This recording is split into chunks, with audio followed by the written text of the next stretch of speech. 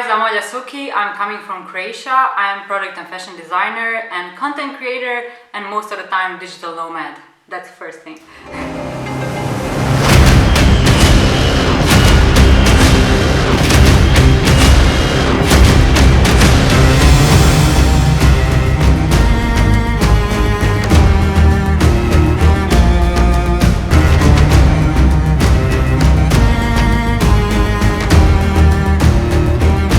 Currently, the business that you're running is that you're designing outfits, outwear, and then you're selling them, right, on your shop online. I noticed you have a shop there. So what other things do you do other than designing and? Are you ready for this list? So till the pandemic hit, I was also a dance teacher. I was running my dance school because I was a professional dancer before. So wow. Yeah, so I was parallel having my design studio and my dance school for the last 5 years, so that was very interesting. But on the side of that, I'm working as a photographer, I'm filming vlogs, I'm working as a videographer, I'm writing blog, I have podcasts with my friend, like I'm all over the place. So a lot of things. Okay, so I want to ask, right, first of all, I mean, after going through your Instagram page, I noticed you have a very distinctive style and the approach towards the fashion that you design. So what inspired you? That is one very tough question, but I feel most of the time I'm just bringing whatever is in me. So originally I went to school for product design. So my whole life I was doing furniture, buildings, lighting, and very, very strict. And then when I came to my graduation work, I had some medical issues. I couldn't do what I wanted to do originally. And I changed it to fashion because I realized in process that I really love to express myself through fashion, and that really helps me to put something from within me out. And I think that's why I have also very distinguished style, because I'm always bringing whatever I feel, and most of the time that is somewhat on the darker side, and that's how the whole design went on. But let's say lately I'm mostly inspired by I really wanted to be part of the solution for fashion industry, because fashion industry is very big on pollution, and I don't want to be that, I don't want to do that, so I'm all about sustainability. So my main source of inspiration is how to help people and planet together. What draws you to actually want to help people in society? Why do you feel the need to actually make a difference? I just feel it like a calling, let's call it like that. Because when you're an artist from little, I went through,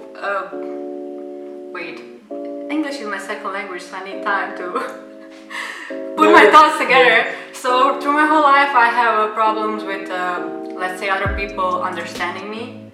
Because artists, it's weird shit always, something like that. So I always feel like I want to help people to really express themselves like they should. And I see a lot of people always come to me saying, oh my god, you're so brave, I could never do or wear stuff like you do, or your hair, oh my god, it's like crazy. And I always see so much amount of fear in people. And I hate that people are so much afraid of everything, especially in expressing themselves. So I really want to do something or make them feel way better with my stuff. Alright, so in terms of, right, because currently you are a creative person and also you're an entrepreneur, right? And because now apparently in our society, the hustle culture is actually a thing. So how do you find that? How do you experience? Is it too much? Is it overwhelming? Yeah, I feel overall it's like glorified capitalism. Like they're always going, you have to be in it 100%, you have to put your best every day. Like it's not possible. We are still not robots, so we are still humans. And on the human side, you have days you're not gonna feel so good and you need days off, or overall you need days to rest. Whatever you do in your life, if you're working out or you're doing mentally, you need place to rest so you can be better and produce better stuff. So when you see every day on all the social media, like you're not gonna do anything if you're not doing like crazy all the time, it really makes me mad, because I'm a person that have chronic illness and chronic pain my whole life. Like, it's not very bad because it's not terminally, but it's something that really affects my quality of life. So I cannot give my everything every day because I feel pain or I have issues regarding that. And I'm always thinking, like, nobody ever talks about that.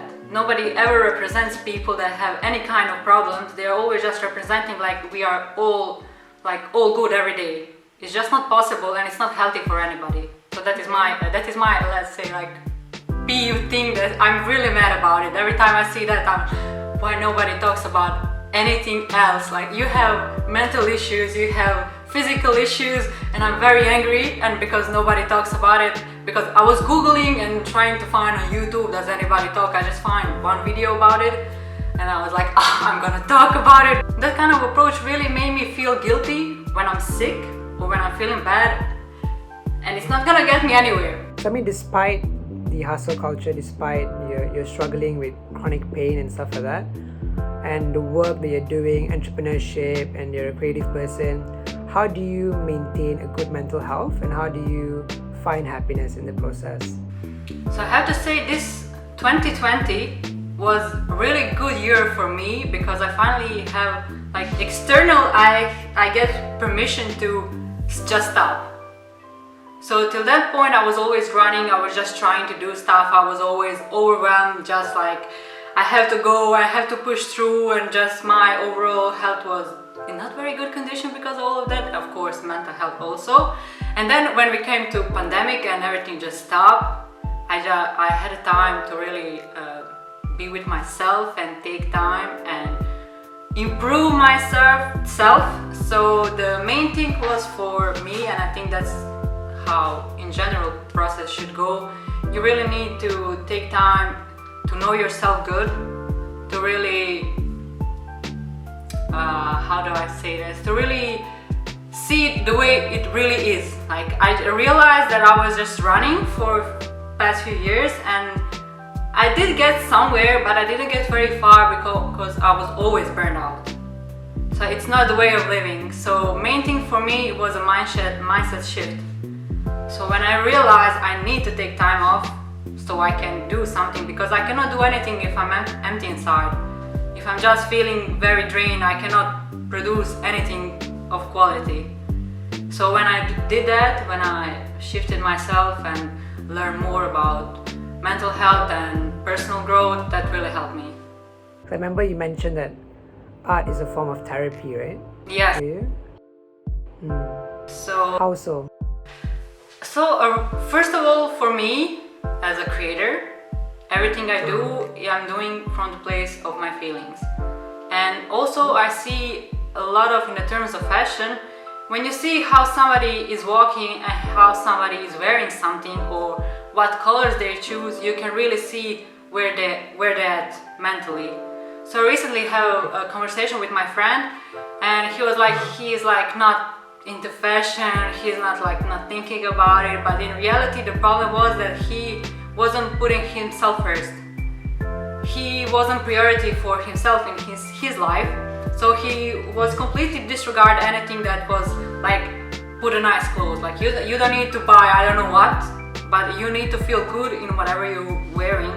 So I feel when people are trying to wear new things, or let's say bold colors or stuff like that, it really helps to open up or to appreciate yourself more in the process of all of it. And what are the, for example, as a creator, right, as a artist, as an entrepreneur, what are the main challenges that you face? Like constantly, what is something that you face a lot? I think the main challenge for me is the business side. Because when you go to art schools or in general schools, you don't really learn about dealing with business things or with paying taxes or everything in between. And my country is a really small one, and here is art is not very appreciated. Any form of anything is not appreciated when it's kind of different. So it's very, very hard to do anything here, especially, and you also always have like that college education where you're just like learning completely different things from what is in the real world. So I would say business things are always the worst things for an artist, because you in the start or in the beginning you need to be an artist and management for yourself and PR and everything in between, but you know only just part of things because nobody ever told you about other things. So you're just juggling with all that, and if you do all the business stuff, then you cannot do creative stuff because your brain is all over the place. So that's really problematic. Hi, I'm Olya Sookie and thank you so much for watching this video. If you want to know more about me, follow me on my Instagram, and you should definitely check my online store, the links are down below. I hope you enjoyed this video, and don't forget to subscribe and hit the notification bell for more content like this from Nude Media. Thank you, bye!